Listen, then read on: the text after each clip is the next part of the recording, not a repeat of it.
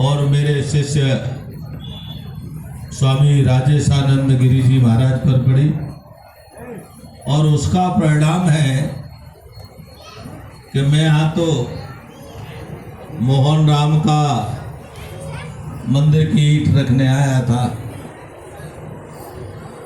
लेकिन मुझे भी पता नहीं था कि हमारे राजेशानंद जी महाराज इतनी मेहनत करेंगे और संतों का ऐसा आशीर्वाद प्राप्त होगा कि यह मंदिर इतनी जल्दी भव्यता और दिव्यता के रूप में खड़ा होगा। वास्तव में किसी एक व्यक्ति की मेहनत रहती है, लेकिन जो सब लोगों का आशीर्वाद और शुभकामना रहती है, वो शुभकामनाएं आशीर्वाद मेहनत से कई गुनी ज़्यादा होती है। मेहनत से ये सब नहीं किया जा सकता और मेहनत से संभव भी नहीं है। वास्तव में जब संतों की कृपा होती है, संतों का हृदय द्रवित होता है और संत हृदय नवनीत समाना, ये मक्खन के समान होता है। जरा सा ताप लगता है किसी जीव का कष्ट देख करके, ये कष्ट रूपी ताप जब भी किसी जीव के हृदय से निकलता है और वो संत के हृदय पे जाकर के टकराता है, तो यह द्रवित होकर के कृपा करता है, और ये संतों की कृपा का स्वरूप यहाँ दिखाई दे रहा है। वास्तव में बखरवा गांव के लिए पुनीत अवसर है, और पुनीत अवसर इसलिए कह रहा हूं कि संतों का यहाँ आगमन होता रहेगा। संतों का बार बार आगमन होगा, और संतों का बार बार आगमन का मतलब है इस गांव के लोगों पर संतों की विशेष कृपा होना, इस गांव के क्षेत्र के लोगों पर संतों की विशेष कृपा दृष्टि बढ़ना, तो निश्चित ही रूप से आपके क्षेत्र में सुख, शांति, समृद्धि, ऐश्वर्य सब आपको मिलेगा, सहज रूप से मिलेगा। इसका निश्चित आपको आज ये आपको अवसर प्राप्त हुआ है।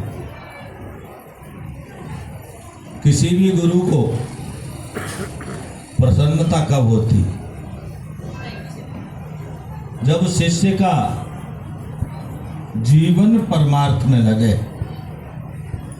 शिष्य का जीवन सर्वस्व समर्पण करते हुए भगवान के श्री चरणों में लगे और संसार के जीवों की अधिक से अधिक सेवा करे, तो वास्तव में गुरु स्वतः ही आशीर्वाद देने के लिए उद्यत रहता है।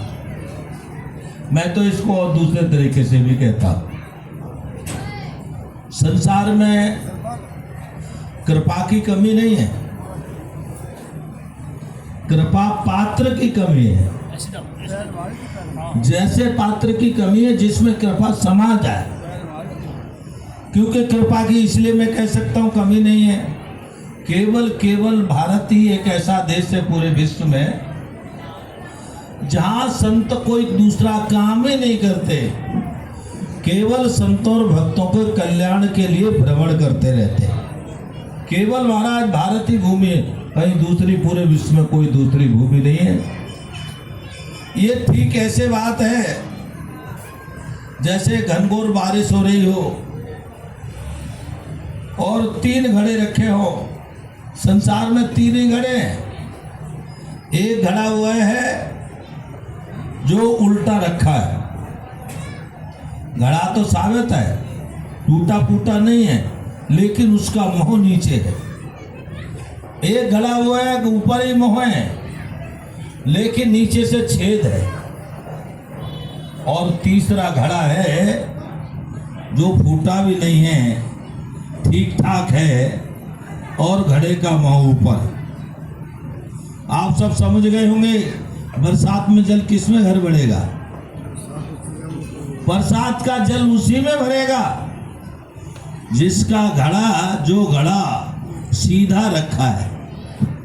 अब आप कहो कि अरे महाराज जी आपने मेरे साथ तो भेद किया, ऐसा नहीं, संत भेद किसी के साथ तो नहीं करते। हमारा घड़ा ठीक नहीं होता, हमारा पात्र खड़ा नहीं हो ठीक से होता। संत तो कृपा के लिए, अब घड़ा उल्टा है तो बह जाएगा जल, घड़ा नीचे से फूटा है भरेगा तो से नीचे निकल जाएगा। तो जीवन में क्या है, हमारे अवसर तो मिलता है।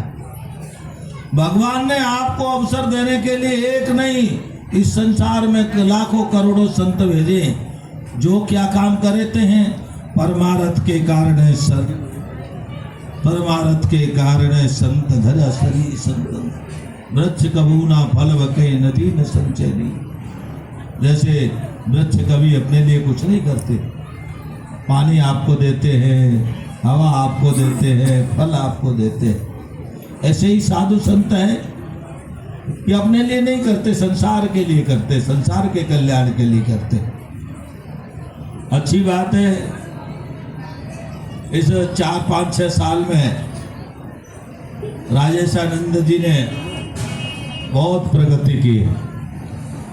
कई सारे इनके आश्रम और मिल रहे हैं, कहीं हिमाचल में मिल रहा है इनको, यहाँ भी एक दूसरा आश्रम के लिए जगह प्राप्त हुई है। अच्छी बात है, लेकिन मैंने एक बात जो कही वो ध्यान रखना, 2 बातें ध्यान रखना। एक तो हमको घड़ा उल्टा नहीं रखना, अपने छेद नहीं करना। छेद क्या है? छिंदक दृष्टि, वंदनीय आचरण नहीं, निंदनीय आचरण, नकारात्मक चर्चा। कहीं भी बैठेंगे 2 में कोई अच्छी बात मिलेगी नहीं हमें, ये हमारे अंदर छेद है। तो जीवन में क्या है? सकारात्मक चर्चा रखना। और दूसरी बात यह है कि यथा सामर्थ्य धाम में आने वाले के लिए, आश्रम में आने वाले के लिए यथा सामर्थ्य उसका सहयोग करना, उसके कल्याण की भावना करना। और आपको बता देता हूं, आप कुछ न कर सको तो 2 काम करना। एक तो आने वाले को पानी देना, पानी देते ही उसका ताप बहुत कम हो जाता है। और आप कुछ समझ में नहीं आता हो तो ये भगवान बैठे ना, इनके सामने उसको ले जाना और कहना जो तेरी दिशा और दशा है इनके सामने मांग। और आपको क्या करना है?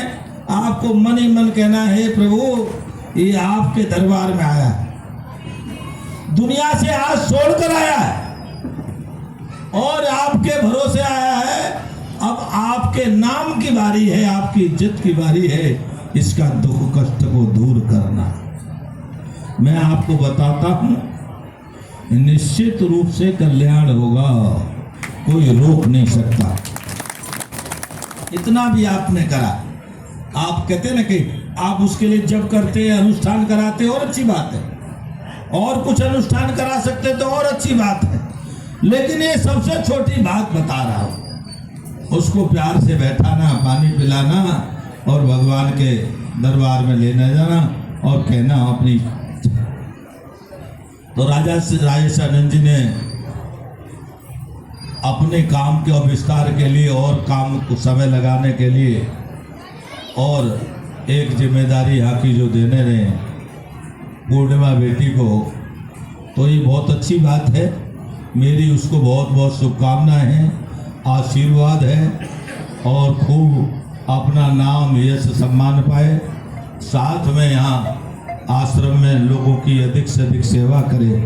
और उन्होंने अपने मन की बात भी कह दी राजेशानंद जी ने, वो बात भी ध्यान में रखे। और उन्होंने बात जो कही है वो ये कही है कि भाई संत आएंगे और संतों की सेवा अपने हाथ से न छूट जाए। वैसे ये बिटिया बहुत मेहनती है, हम कई बार आए, 8-8, 10-10 लोग आए हैं, तो अपने हाथ से भी रोटी बना के खिलाती है, स्वयं मेहनती है। तो ये मेहनत कभी नहीं छोड़नी, कोई आलस्य प्रमाद नहीं करना, क्योंकि आलस्य प्रमाद किया तो पता नहीं कौन सा अवसर हमारे हाथ से चला जाए, कौन सा संत हम पर कृपा करने आया वो हमारे हाथ से छूट जाए। तो इसीलिए ये जीवन में रखना। और अब मैं ब्राह्मणों से कहूँगा कि पूर्णिमा बिटिया को उसका स्थान दे। कहाँ है ब्राह्मण देवता? मंत्र पढ़ो और उसको स्थान पे बैठाओ। पहले आसन शुद्ध करो, पहले आसन शुद्ध करो, आसन शुद्ध करके